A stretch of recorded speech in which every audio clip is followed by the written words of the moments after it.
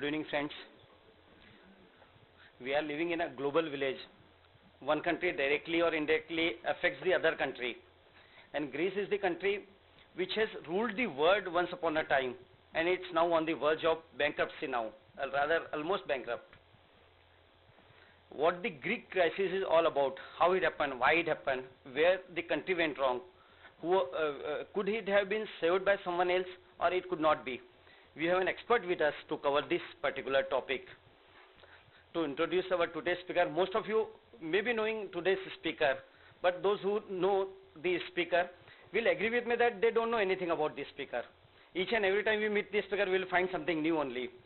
He is a chartered accountant, he is a lawyer and a faculty for LLM, he is a cybercrime expert, then he is CISA from London, UK, he is a PhD in taxation and he takes the classes for Urdu also.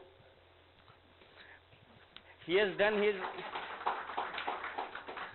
on the fatness actually he has done his own R&D and he is a faculty for the Indian Medical Association. He goes for the lecture there. He goes to the cybercrime, he is a cybercrime expert and goes to the crime branch for delivering the lecture there also. Recently he has completed, in the last week only he has completed his marathon also. And whatever he do it with passion and learning never stops for him, always ready. For this topic when I rang him, I was pretty sure that he will say, you can organize any moment, you can organize the program. Even after 1 hour only we could have organized the program. But we were requiring time for preparing this session actually, so we have taken a week's time for this program. He is Dr. C.A. T.S. Rawalji. I would request the President VIA, Sri Atulji Pandey, to please welcome him by offering a floral bouquet.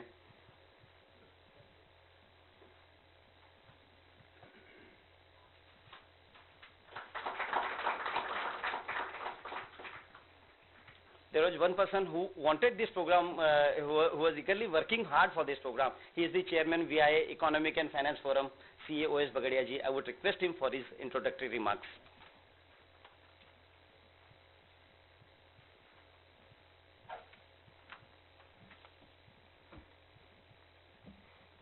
President of Reserve Bank Association, Atulji, today's guest speaker, Dr. Rawal, Secretary Rohit, and my friend Naresh.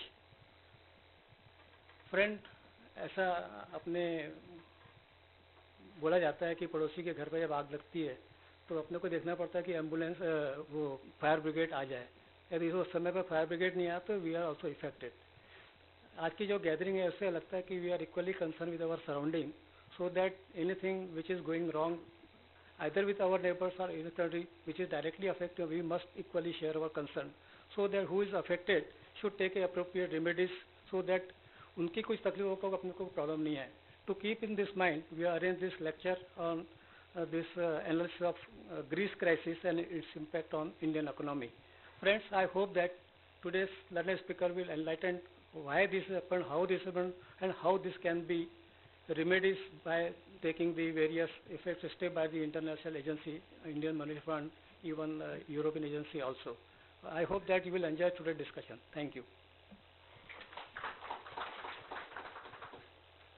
There is one person who is working very hard for the industries of the region, President VIA, Sri Atulji Pandey. I would request him for his welcome address.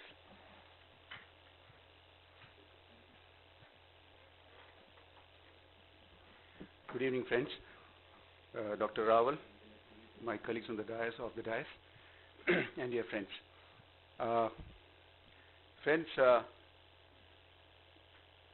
European economy is for most of us is like Greek and Latin. Probably शायद हम अपनी Indian economy को भी कई बार उतने अच्छे से नहीं पकड़ पाते हैं अपने रोजमर्रा के जीवन में. इंडस्ट्रीज में लगे रहते हैं, अपने डेली की जो रोज की जो एक समस्याएं होती हैं, कभी रॉ मटेरियल की प्राइसेस बढ़ जाती हैं, कभी लेबर का नया लेजिस्लेशन आ जाता है. पर इन सब के बीच में एक इतना अच्छा लाइव विषय जो बगड़िया जी ने चुना है, और मुझे नहीं लगता कि इससे बेहतर कोई स्पीकर इस विषय पे हो सकता था. Because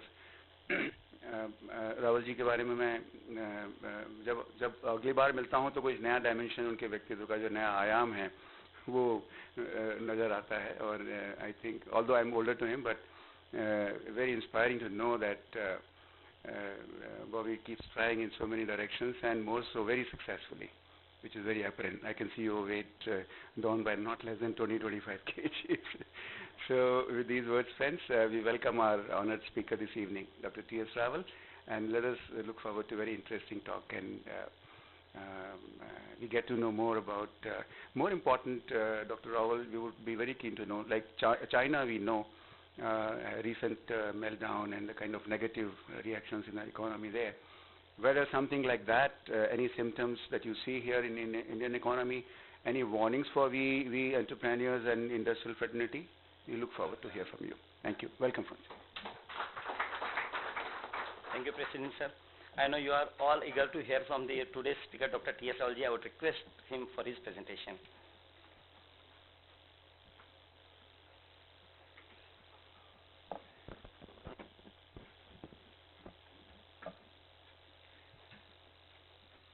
President VI Atul Pandey ji, Secretary Rohit ji, Convener of the forum, my colleague in profession O.S. Bagaria ji, my dear friend who gave a very flattering introduction, Naresh, and all my dear friends.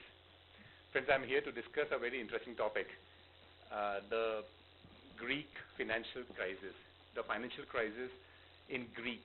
You would be wondering, actually, a lot of us might wonder what interest do we have in discussing a minuscule economy in the far off Europe. But if you go through today's discussion, you would find it very interesting. You can relate a lot to our own economy. India can learn a lot of lessons from the failure of this economy. And we can improvise, we can improve, we can learn lots of things, and we can also understand the implication this is going to have on us. It has been a kind of a drama that those who have been keeping track of the development during last 1 week or so would have witnessed kind of one interesting drama that went off there. The referendum, and it had all the elements of a masala movie. You had politics, you had economics, you had Saas Bahu kind of leg pulling going on. You had tragedy, you had comedy, you had every possible masala that you could think of was there in that program, and this is what I'm going to explain today. So my lecture is going to be a very interesting Bollywood movie kind of lecture today. You are going to enjoy that. Those who understand economics certainly would enjoy. Those who do not understand would perhaps enjoy it more. It's very interesting. It's I sometimes wonder when economics start mixing with politics, and politics takes over and starts predominating. And this is what has happened in this case. So it's going to be a very, very interesting presentation, and feel free to ask questions on areas where you feel you would like to discuss further. And I promise you good entertaining and educative program. I'm starting with that. And as I said in the beginning, a lot of lessons could be learned from this also. I'll start the presentation.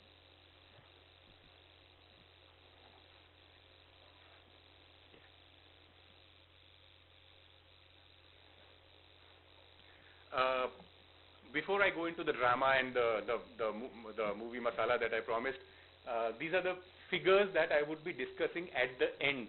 I want to start with them without even explaining what they are, but this is what sums up the whole of the crisis. These 5 figures, 61, 60, 3.9, 25.6 and 174.5 would be the sum of my, would be my concluding slide.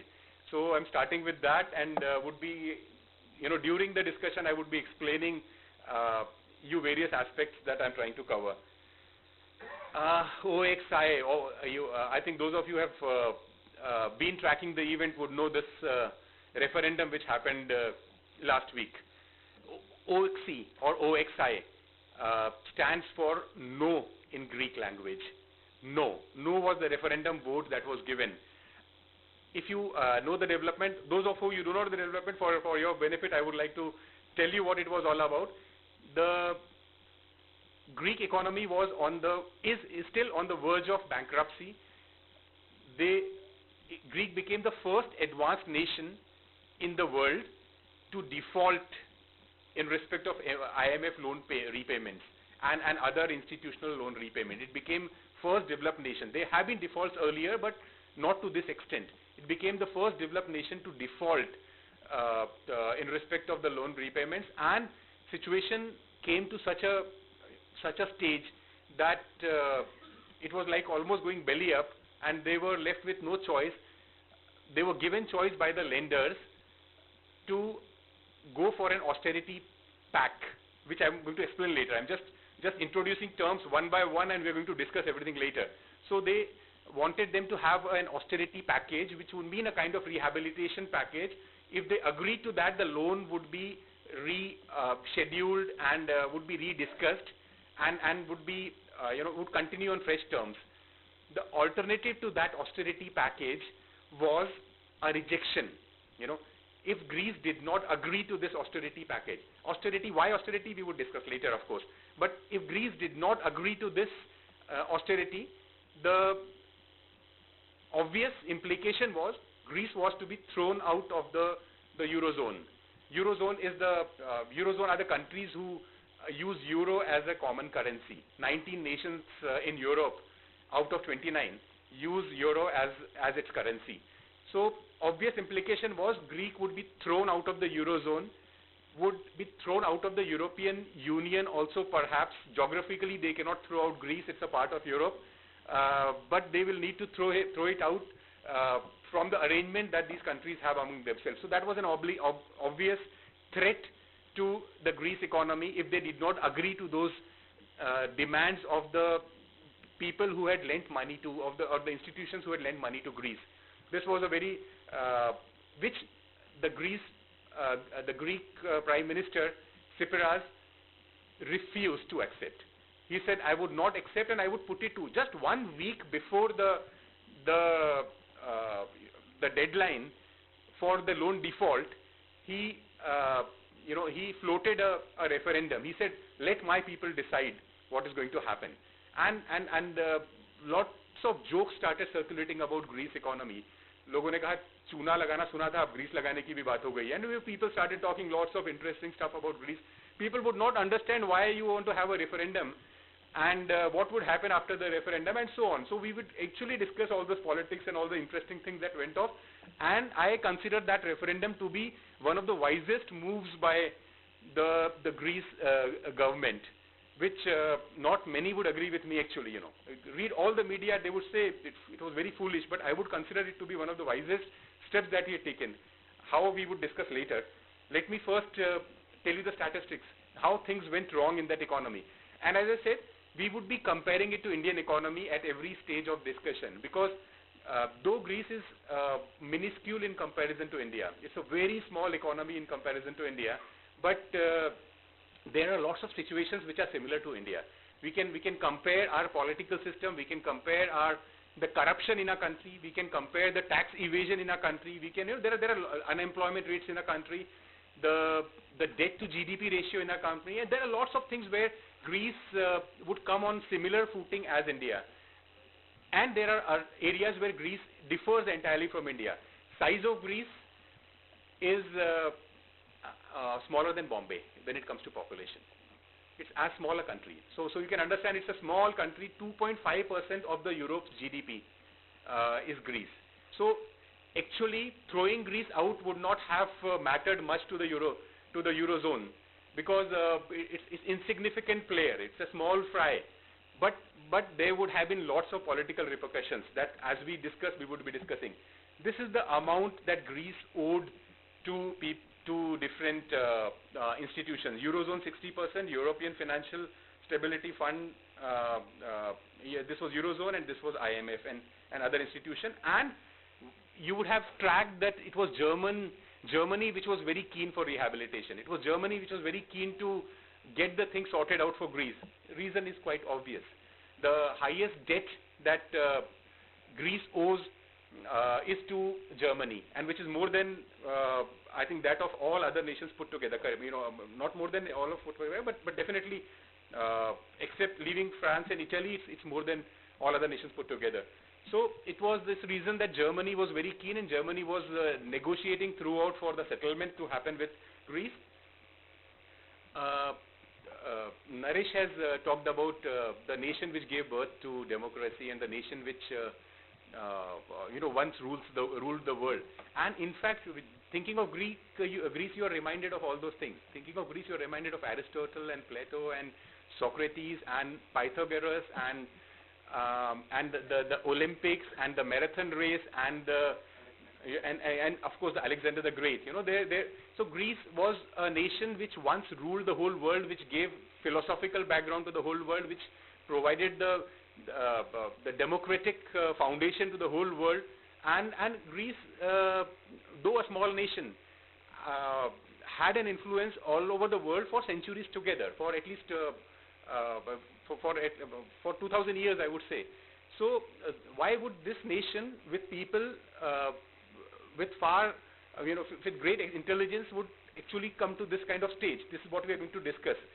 A lot of people think that the recession of the 2008 was what caused the turmoil in Greece. They think that 2008, 2009, suddenly the world economy collapsed, and so did the Greece economy. But if you look deeper into it, you will find that there were lots of reasons why Greek economy failed, which are not necessarily related to the recession. Greek economy had a decade-long pre-existence of overly high structural deficits and debt to GDP ratio of public accounts. Debt to GDP ratio, I will be giving statistics of India also to compare. How much of the economy owes to the outside world in comparison to the wealth producing capacity of its economy. That's a crucial parameter that we use to determine how solvent an economy is. This is much like evaluating a business, much similar. There are lots of chartered accountants here and lots of businessmen here. You can easily relate to that, It's something similar. So Greek economy had lots of ratios which were going wrong even during the booming period. And I remember a favorite quote from Warren Buffett, who says that only after the tide is gone, you discover who was swimming naked. This is what happened, Once the tide was gone after 2009, you realized, as long as the going was good, everybody was happy and everybody was making money. But when the things got bad, you realized where the shortcomings were.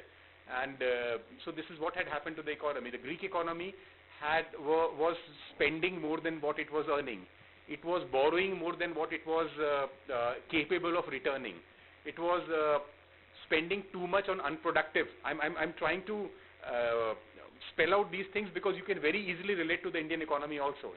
We can talk about Achhe Din and compare it to this. So it was spending more than what it was earning. It was putting money into sectors which were unproductive, which did not generate productive assets, and so over a period of time, it culminated into a situation where further debts would go towards repayment of the previous interest or the past interest, and so on. Has happened in India, has been happening in India also. So, in fact, I would give the statistics. Last budget speech that I had here, I spoke at length about that aspect of Indian economy. I said that whatever fresh debt that the government contract actually goes towards repayment of the interest of the earlier loan that it has taken. So it got into that kind of situation. In 2009, fears of a sovereign debt crisis developed among investors concerning Greece's ability to meet its debt obligation due to the revelation that previous data on government debt levels and deficits had been misreported by the Greek government. And now this was something very criminal and something very dangerous. The credibility of the institution was at stake. It was discovered. There was a change in government, and it was discovered that the previous government had been window dressing, had been misreporting its data. There are ways in which we do it, we chartered accountants do it and we businessmen do it. There are ways in which the government can also do it. The government was misreporting the data because they wanted more and more money to come in. See, once you are in a debt crisis, more money has to come in, otherwise you go bankrupt. So the government kept on, increasing the size of the bubble by window dressing, by showing results which were better than what it was. So, in fact, a huge amount of corruption money was paid out to the consultants, to the top management consultant firms, so that they could window dress the data. On the next slide, I would be talking about that. So, we got into a situation where the picture was being shown as a rosy picture, but the fact was that the finances were deteriorating, the deficit was high, the debt ratio was increasing, unemployment had started increasing because of the recession that had just hit in 2009. And the previous growth rate was unachievable. Last 10 years, Greece had grown at the rate of 4%. 4% growth rate is considered very high from European standards. In India, we aim at 8% and 9% growth because of the smaller base effect. Our base is small. We need to grow at a higher rate so that we are able to compete. Europe growing at the rate of 4% is considered as a very impressive rate of growth. They were growing at a rate of 4% per annum cumulative, which is a good rate of growth. Suddenly it stopped. Suddenly, because of the recession, the growth stopped. The requirement of money, since most of the money was going into areas which I am going to explain later, which could not be stopped. So the flow had to be there, and the government continued to continue to make sure that the flow continues. So in 2012, the Greece government had the largest sovereign debt default in history. Greece became the first developed country to fail to make an IMF 1.6 billion loan repayment on 30th June 2015 recently. At this time, the government has a debt of $323 billion, which may look small from Indian standards, but consider that this country is 1/100th of India, when it comes to the size of its population. So it was a formidable figure by their standard.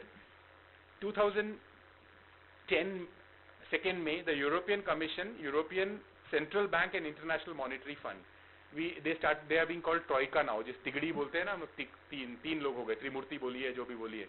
So these three institutions got together, and they responded by launching a euro 110 billion bailout loan to rescue Greece from sovereign defaults. Again, it may look like a very charitable on the part of these institutions to come forward and bail out a nation. But as I said, there is always politics involved. There are reasons why this would be done.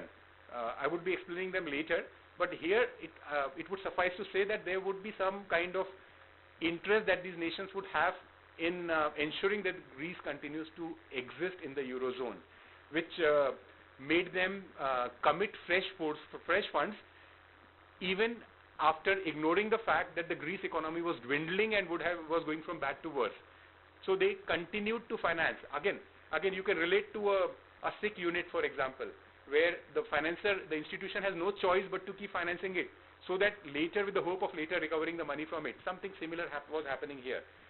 A year later, a worsened recession along with the delayed implementation by the Greek government of the agreed conditions in the bailout program revealed the need for Greece to receive a second bailout package. So one bailout package gone down the drain, absolutely down the drain.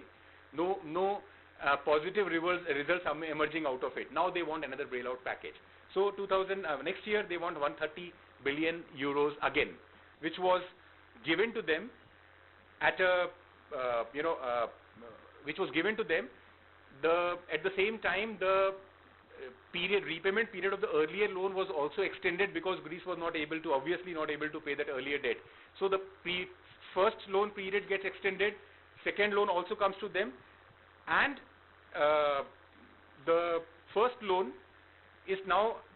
has a face value of 53.5% loss, which means it has been reduced. It has been waived off partly. We come to that situation. The second bailout program was finally ratified by all parties in February 2012. You would wonder why this would happen. I'll come to that later. First, I'm explaining the circumstances.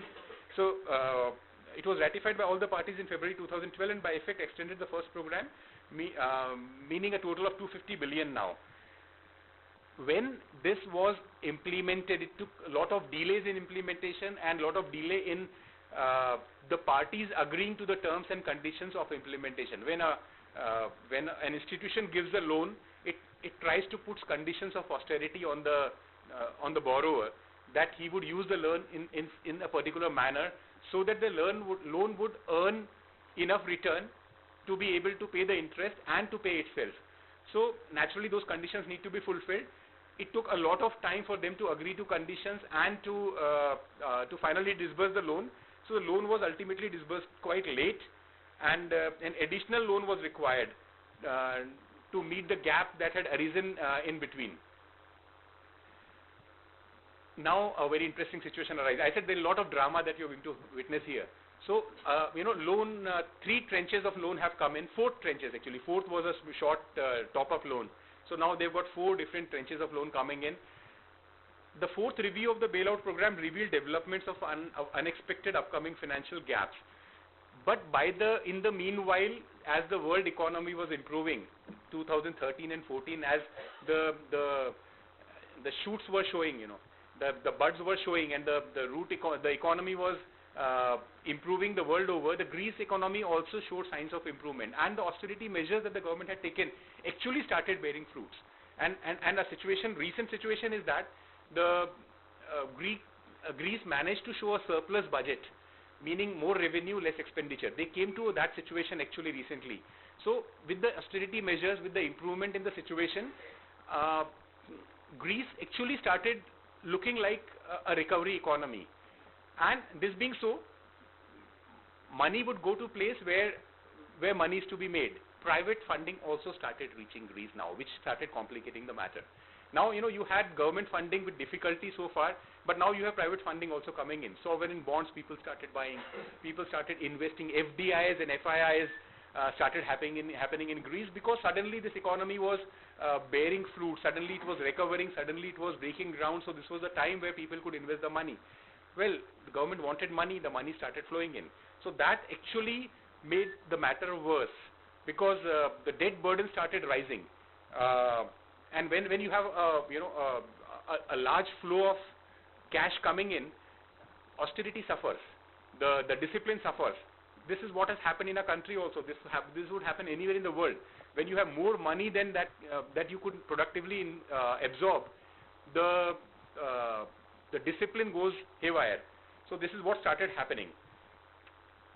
After the recent election, when a government which is inclined towards left of center has taken over, the Eurogroup, since the government has recently taken over, the Eurogroup granted a further 4-month technical extension of its current bailout plan to Greece, accepting the payment terms attached to its last tranche to be renegotiated with the new Greece government before the end of April, so that the review and last financial transfer could be completed before the end of June 2015. The renegotiation was still pending at the end of the May.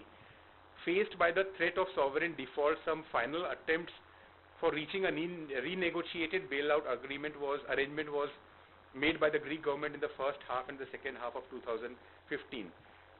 Default, the economy had reached the stage of default now. We have reached that situation where default was imminent. Lots of negotiations, political considerations, political negotiations went on to ensure that the further extension of the loan repayment is granted.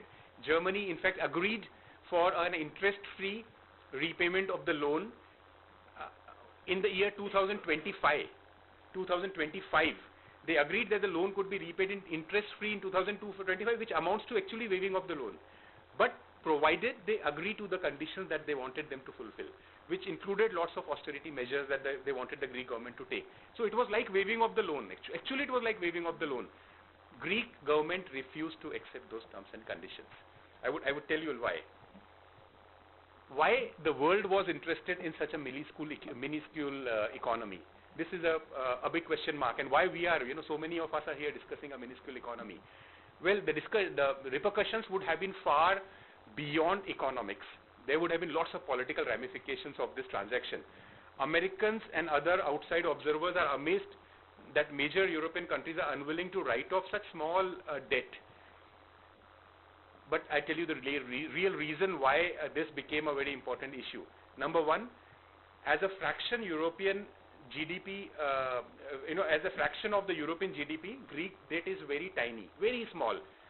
But the problem is, it has a strategic NATO value. It's at the border. One side is Russia, other side is Middle East, down is Africa, and it's in Europe. So it's the window to the rest of the world, to Middle East, to Africa, and to Russia also. The moment Greece goes out of NATO, Russia would immediately grab it. that becomes a major threat to the European Union. So this was one reason why the world was worried about Greece surviving,